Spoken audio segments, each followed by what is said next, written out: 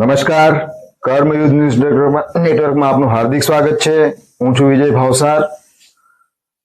આજે આપણે વાત કરીશું રાજપીપળા નગરપાલિકામાં વોર્ડ નંબર 5માં આવેલા મચ્છી માર્કેટ વિસ્તારની। ત્યાંના સ્થાનિક લોકોનું એવું કહેવું છે કે ઘણા સમયથી એમના જે ઘરમાં પીવાનું પાણી આવે છે એ કોઈ દુર્ગંધયુક્ત કેમિકલ મિશ્રિત પાણી આવે છે અને આ બાબતની જાણ એમને વારંવાર નગરપાલિકાના ચીફ ઓફિસરને લેખિત અને મૌખિકમાં કરેલી છે, છતાં પણ આજ દિવસ સુધી એ લોકોને કોઈ નિકાલ મળ્યો નથી અને એ લોકો ખૂબ જ હેરાન પરેશાન થઈ ગયા છે।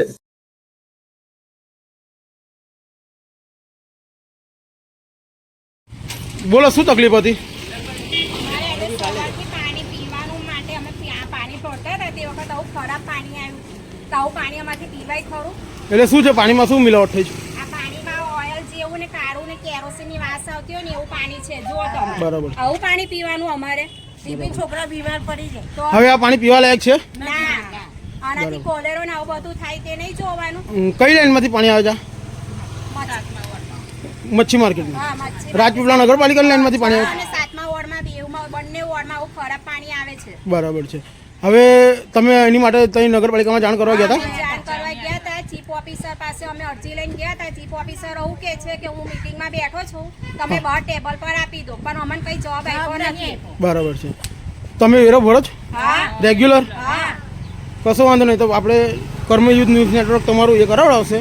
શું નામ છે તમારું? મારું નામ ટીનાબેન નટવરભાઈ માછી। બરાબર, ચિરાગ માછી, કર્મયુદ્ધ ન્યૂઝ નેટવર્કમાંથી બોલું છું। કર્મયુદ્ધ ન્યૂઝ નેટવર્કના રિપોર્ટરને એમને સંપર્ક કર્યો। અમારા ત્યાંના સ્થાનિક રિપોર્ટરો સ્થળ પર જઈ અને એમની વેદનાને કેમેરામાં કંડારી। તો કર્મયુદ્ધ ન્યૂઝ નેટવર્ક એક સમાચારનું માધ્યમ છે, પ્રજાનો અવાજ અધિકારીઓ સુધી, સરકાર સુધી પહોંચાડવાનો એક પ્રયત્ન માત્ર છે, પરંતુ મીડિયા પ્રજાના પ્રશ્નને વાચા તો આપશે જ, પણ સાથે સાથે એનો નિકાલ કેવી રીતે ઝડપી થાય છે એ પણ જોવાનું કામ મીડિયાનું છે।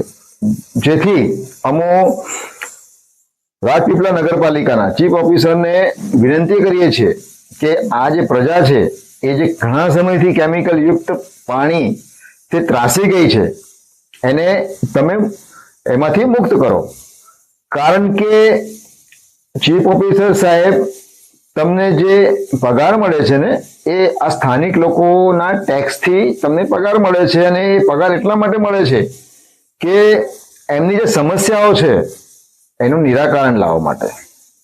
પરંતુ સ્થાનિક લોકોનું એવું પણ કહેવું છે કે અમે જ્યારે પણ નગરપાલિકામાં જઈએ છીએ ત્યારે ચીફ ઓફિસર મળતા નથી અને જ્યારે મળે છે ત્યારે એમને એવો ઉડાવ જવાબ આપવામાં આવે છે કે તમે ટેબલ ઉપર તમારી અરજી આપી દો, હું અત્યારે મિટિંગમાં છું। તો સાહેબ શ્રી એમને મળવા માટે, એમને સાંભળવા માટે જ તમને ત્યાં બેસાડ્યા છે, ના કે તમને મિટિંગો કરવા માટે ત્યાં બેસાડ્યા છે। પ્રજાના પ્રશ્નોને છોડાવવા માટે અને એમને જે પ્રશ્નો ઉપસ્થિત થયા છે નિકાલ કરવા માટે તમને ત્યાં બેસાડ્યા છે અને એનો સરકાર તમને પગાર આપે છે, જ્યારે કે તમે પ્રજાના પ્રશ્નોને બાજુમાં મૂકી અને મિટિંગોમાં વ્યસ્ત રહો છો।